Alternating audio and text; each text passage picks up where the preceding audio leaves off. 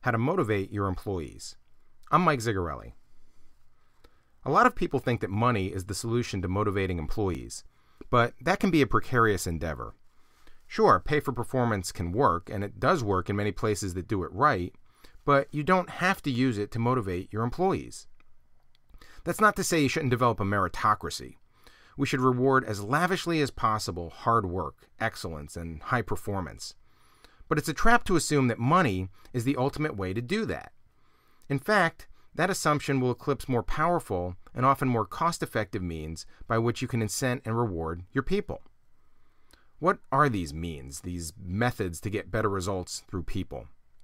Well, there are a lot of theories out there, but two that have withstood the test of time may give us the best guidance. They go by academic-sounding names, expectancy theory and equity theory, but they're intensely practical, and no matter what you do for a living, you can probably benefit from them this very day, since they work everywhere. Let me explain. Expectancy theory says that to motivate people, two critical linkages need to be in place. First, people need to believe that more effort on their part will lead them to achieve higher performance. That if I try harder or work more, I'll produce more. That's linkage one, the linkage between effort and performance. They also need to believe that their higher performance will culminate in some sort of reward, and not just any reward, but a valuable reward. That's linkage two, the connection between an individual's performance and what they get for it. If more effort will lead to higher performance, and that will in turn lead to a valuable reward, then the employee should be highly motivated to do what he or she is asked to do. This process works the other way as well. If an employee believes that less effort will lead to lower individual performance, and that will lead to some undesirable consequence, a termination, the denial of a promotion or pay raise, a less attractive schedule, or whatever, then the employee should be similarly motivated to put forth the required effort. Effort, performance, reward, or punishment. It's a progression that works in almost any context. Try it with your kids, for example. But notice one thing about it. Nowhere does this time-honored theory say that you need money to motivate people. What it does say, and what we know to be true from study after study, is that the value of the reward to the employee is the key driver. Now, employees value lots of things besides money. Time off, more interesting work, greater responsibility, choice of projects, more autonomy, the latest electronic gadget, public recognition for a job well done, a new title. Expectancy theory encourages us to identify what our employees truly value and to then generously offer that as an incentive. There's an important caveat, though, and that's captured by what psychologists call equity theory. And this, too, is a lot of common sense, but we violate it all the time. Equity theory starts with the self-evident proposition that people care about being treated fairly. Equity is important to employees, so much so that when they perceive an inequity, they'll do something to alleviate the injustice. Notice the second premise of equity theory. When someone perceives inequitable treatment, that's not just uncomfortable, it creates a strong desire to restore equity, to do something about the injustice. But the most interesting part of the theory is the third element, how people determine whether they're being treated fairly. They tend to compare themselves to someone else, what's usually called a reference person.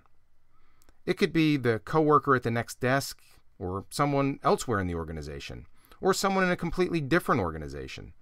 It can even be themselves a year ago.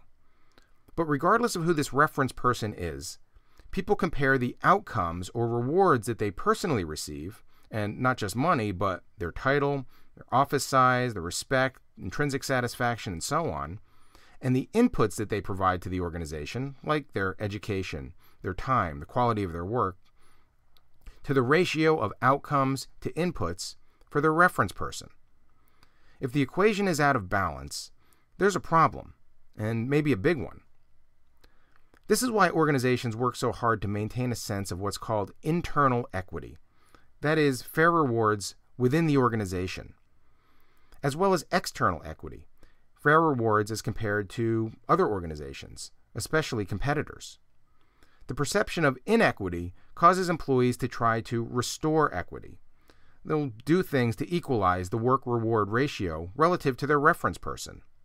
They may seek additional rewards, like a raise, or, and this is the real problem, they may take rewards into their own hands by pilfering supplies, abusing the company credit card, or even seeking a higher-paying job. People, after all, want to get what they feel they're owed.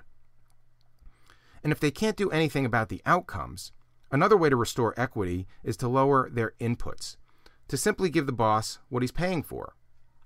That, quite obviously, might entail reducing the amount of time they're willing to invest or caring less about the quality of their work.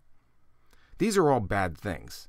Perceived inequity is extremely demotivating to employees, so shrewd leaders manage these perceptions carefully. They may build their motivation systems on expectancy theory, but always with an eye toward equity theory. Stated differently, dangling incentives before employees will completely backfire if employees believe the reward system is somehow unfair. That is, if they think that similarly situated employees are reaping more rewards than they are for the same work. Remember, perceived inequity was enough to get a boy named Joseph thrown into a pit and sold into slavery by his brothers a few thousand years ago.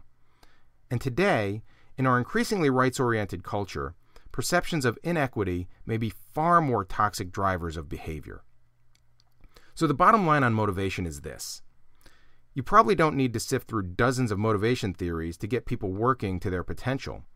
Just offer rewards that your people find truly valuable and do so in a way that they consider equitable.